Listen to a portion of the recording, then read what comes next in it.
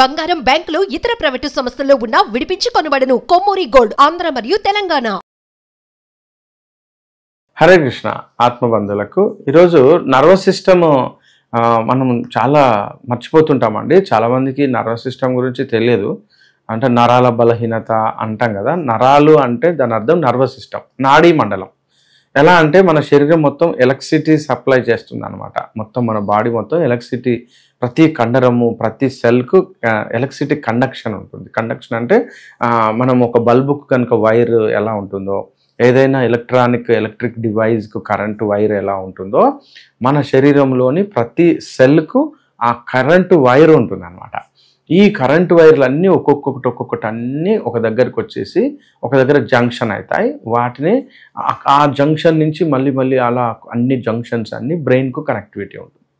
So brain is the processor అనమాట. అంటే ఈ కరెంటు మొత్తాన్ని అది ప్రాసెస్ చేస్తుంది. అంటే ఎక్కడ ఎంత సప్లై చేయాలి, ఎక్కడికి సిగ్నల్ పంపాలి, ఇలా అది ఎప్పటికీ ఆ సిగ్నల్ ఇంటెన్సిటీని మెయింటైన్ చేస్తుంది. అంటే జస్ట్ లైక్ ఒక ట్రాన్స్ఫార్మర్ అనుకోవచ్చు. అంటే ఎక్కువ కరెంటును తక్కువగా చేయడం, తక్కువ కరెంటును ఎక్కువగా చేయడం, సేమ్ ఎలక్ట్రిసిటీని ఫ్లో చేసేటట్టుగా చేస్తుంది మన బ్రెయిన్. అయితే ప్రతి సెల్ అంటే యూనిట్ సెల్ అంటాం కదా, కణం. ఒక్కొక్క కణం కలిసి కణజాలంగా తయారవుతుంది. కణజాలం కాస్త ఒక అవయవం తయారవుతుంది.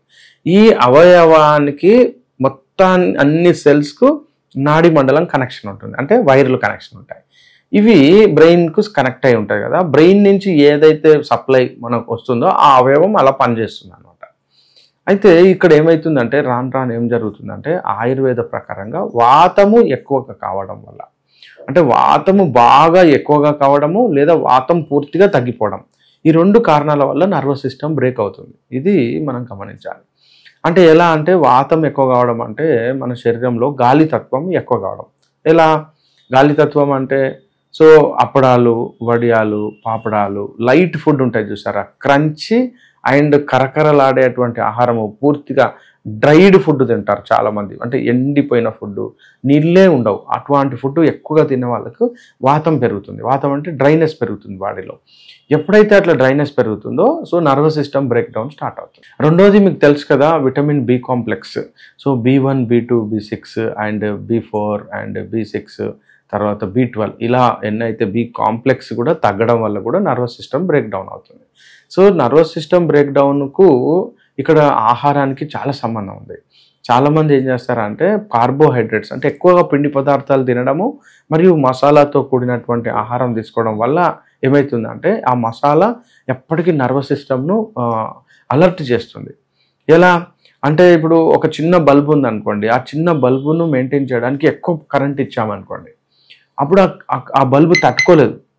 అంటే ఆ బల్బు ఏమవుతుంది, సో అది పేలిపోతుంది. అలాగే మనం రోజు తీసుకునేటువంటి ఆహారంలో ఎక్కువగా మసాలాలు, కారము, పచ్చళ్ళు, ఉప్పు ఎక్కువగా ఇచ్చామనుకోండి, నర్వస్ సిస్టమ్ అలర్ట్ అవుతుంది. బాగా అలర్ట్ అయ్యి కొన్ని రోజుల తర్వాత పని చేయకుండా పోతుంది. సో ఈ నర్వస్ సిస్టమ్ వల్ల ఏమేమి జరుగుతుంది, కాళ్ళు మొద్దురు రావడం, కాళ్ళు తిమ్మిర్లు రావడం, కాళ్ళకు స్పర్శ లేకపోవడం, చేతులకు స్పర్శ లేకపోవడం, అంటే మనం ఏదైనా బరువు లిఫ్ట్ చేయలేకపోవడం, అంటే ఏదైనా బరువు మామూలుగా బకెట్ లేపుతాం కదా అలా లిఫ్ట్ చేయకపోవడం, ఇలా ఇంకా చాలా రకాల అంటే ప్రాబ్లమ్స్ ఉంటాయి. అంటే డయాబెటీస్ వాళ్ళకి ఇంకా అదొక సమస్య. డయాబెటిక్ న్యూరోపతి అని ఒక సమస్య వస్తుంది. అంటే డయాబెటీస్ చాలా రోజులు ఉందనుకోండి, ఈ నరాల వ్యాధులు అంటే నర్వస్ సిస్టమ్ పనిచేయక కాళ్ళు మొద్దుబారడం, వెరికోస్ వెయిన్స్ రావడం, కాళ్ళ కింద స్పర్శ కోల్పోవడం, ఏదైనా ఫుట్ అల్సర్స్ రావడం, ఇంకా చాలా స్కిన్ డిసీజెస్ వస్తాయి ఫాస్ట్గా. అంటే కాళ్ళకు నల్లగా అయిపోతాయి, మోకాలు కింది వరకు కాళ్ళు నల్లగా అయిపోయి రక్తం సరఫరా బ్లూ అయిపోతుంది అనమాట. ఇలా నర్వస్ సిస్టమ్కు సంబంధించి చాలా ఇష్యూస్ ఉంటాయి. అయితే దీని నుంచి కాపాడుకోవడానికి the best treatment after 20 years వాళ్ళందరికీ ఏంటంటే, ఎవరికైనా ఈ నాడీ సమస్యలు ఉన్నాయి, నాడీ మండలానికి సంబంధించిన సమస్యలు వచ్చినాయి అనుకోండి, అశ్వగంధ చూర్ణం చాలా బాగా పనిచేస్తుంది. అశ్వగంధ చూర్ణం రోజు ఉదయం ఒక 5 గ్రాములు, సాయంత్రం ఒక 5 గ్రాములు తేనెతో కలిపి తీసుకోండి.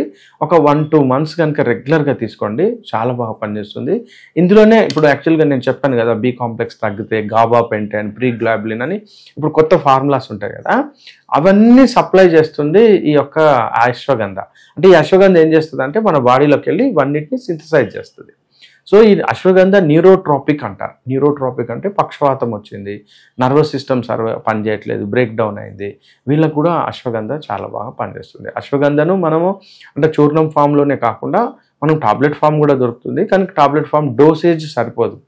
సో కొంతమంది ఇంకా పెద్దవాళ్ళందరికీ అంటే 50+, 60 దాటి ఉన్నవాళ్ళు, డయాబెటీస్ ఉంది, ఆల్రెడీ బీపీ ఉంది, కొలెస్ట్రాల్ ఉంది, హార్ట్ ప్రాబ్లం ఉంది, వేరే మోకాల నొప్పులు ఉన్నాయి, ఇలా ఇలా అంటే ఏమి ఉన్నా జబ్బులు ఏమి లేకున్నా, మీరు ఏ మందులు వాడుతున్నా, ఏ మందులు వాడకపోయినా, మీరు అలోపతి మందులు వాడుతున్నప్పటికీ బి కాంప్లెక్స్ మందుల బదులు అశ్వగంధ కనుక స్టార్ట్ చేస్తే, అశ్వగంధ చూర్ణం, మరి టాబ్లెట్ ఫామ్ కాదు, క్యాప్సూల్ ఫామ్ కాదు, సరిపోదు డోస్. అవి 5 గ్రాములు ఉదయం, 5 గ్రాములు సాయంత్రం నీళ్ళలో కానీ పాలలో కానీ కలుపుకోండి.